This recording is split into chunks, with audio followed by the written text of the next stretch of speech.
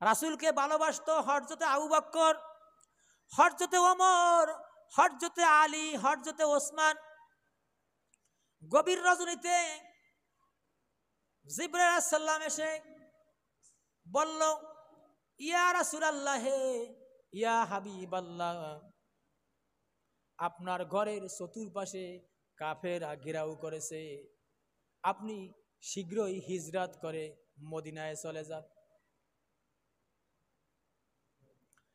হযরতে আলী রাদিয়াল্লাহু তাআলা আনহু বলেন, ইয়া রাসূলুল্লাহ, ইয়া হাবিবাল্লাহ, আমি আপনার বিছানায় আপনার কম্বল মুড়ো দিয়ে শুয়ে থাকবো, আর কাফেররা আমাকে মুহাম্মদ মনে করে আমাকে শেষ করে দেখ, আমাকে হত্যা করে দেখ, আমাকে শহীদ করে দেখ, আর আমার জীবনের এটাই তৃপ্তি হবে যে আমি আলীর বিনিময়ে বিশ্ব নবী দুনিয়ার বুকে বেঁচে আছে।